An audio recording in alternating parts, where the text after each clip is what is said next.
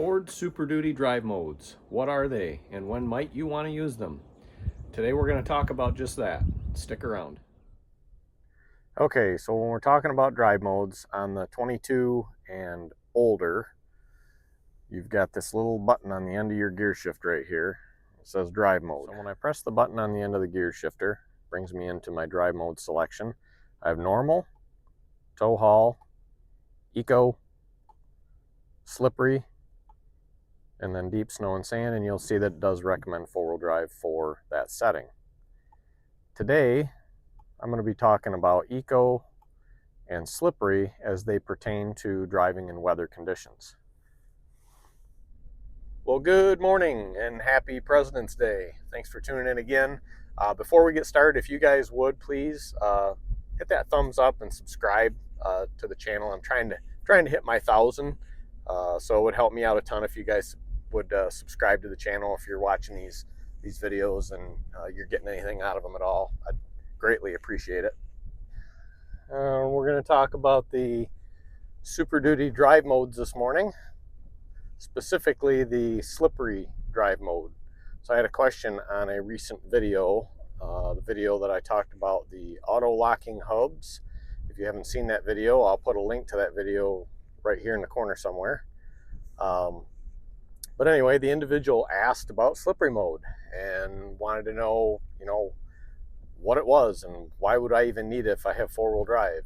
And well, the simple answer is probably you don't need it, but it is kind of handy if you're driving around in two-wheel drive. You can use it in 4 high, you can use it in 2 high. Basically, it's just remapping your throttle for you to make your throttle less sensitive and makes you have to hit the gas harder to make the vehicle move. But the advantage to that is you lose a lot of that low-end torque that you would normally have taken off from a dead stop, so you're less likely to spin the tires. Really all it's doing for you.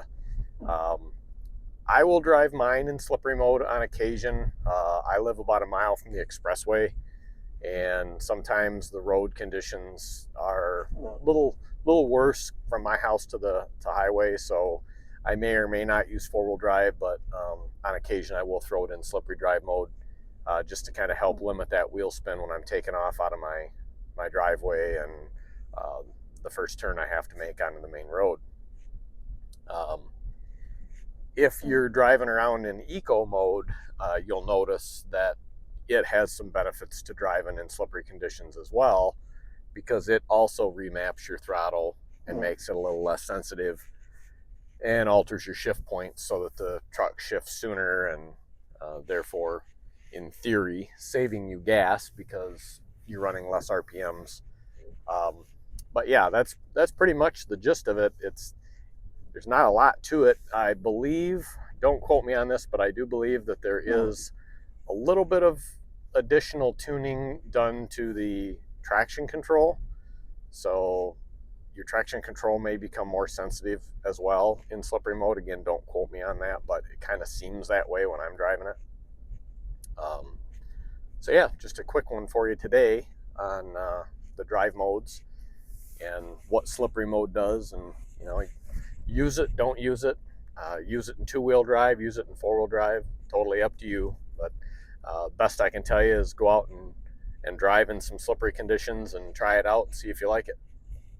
So hopefully you found that explanation helpful. If you're wondering what the drive modes are, if you've got any other questions on the drive modes and you want to drop a comment down below, I'll be happy to answer any questions that I know the answers to.